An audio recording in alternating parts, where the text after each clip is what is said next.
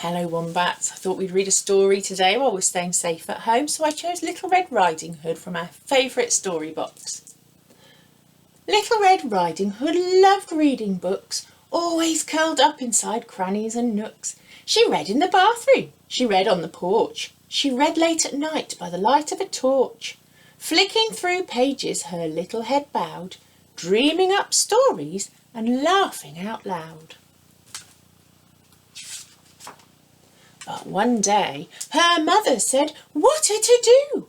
Red, this old library book's long overdue. You must take it back to the library today. But listen, I have something important to say. Don't ever stray from the path in the wood." "Yes, Mum," said Red, and she pulled up her hood. As Red skipped along, it was lovely and sunny. But suddenly Red felt a little bit funny. A wolf jumped in front of her. Gruffly he said, "Where are you taking that book, Little Red?" "The library," she answered, "to hand it back in." "Oh," said the wolf, and he started to grin. The wolf licked his lips, and he had a good hunch that Little Red Riding Hood might do for lunch. He thought, "She looks tasty, a flavoursome treat, and maybe I'll read her book after I eat." The wolf had a plan, so he said with a smile, "But why don't you stay here and read for a while?" Red was quite tempted. Her book was so good. So she strayed from the path and she sat in the wood. 10 minutes, she said, and she started to read, and off ran the wolf at a lightning fast speed. Now, books have all sorts of strange magical powers, and that afternoon Red was reading for hours.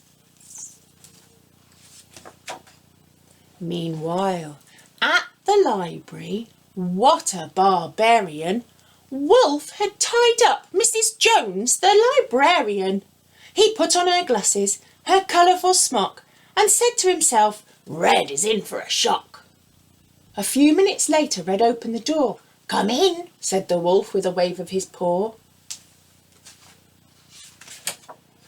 Little Red Riding Hood put her book down and looked at the wolf with a bit of a frown. "Are you quite well, Mrs. Jones?" she inquired. "You look a bit different today. Are you tired?" Red gasped, "What big eyes!"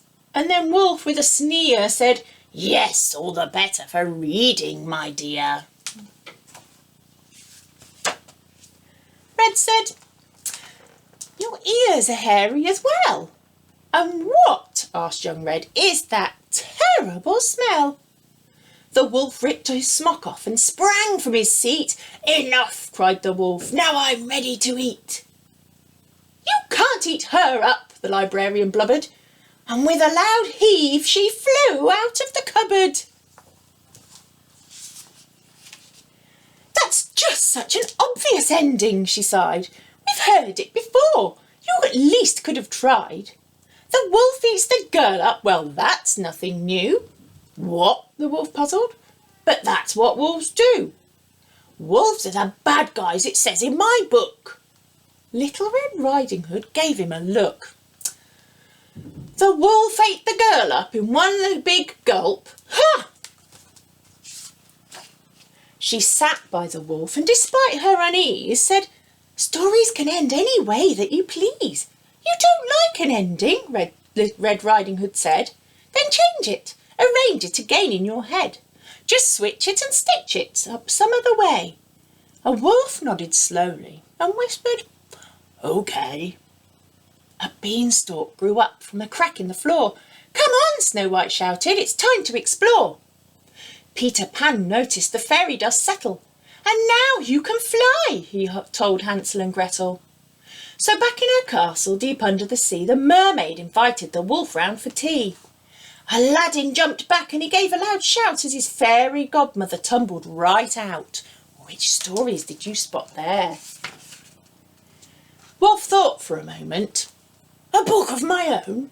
And this time the wolf won't end up all alone. He picked up a book about shoemaking elves, then started to chuckle and search through the shelves.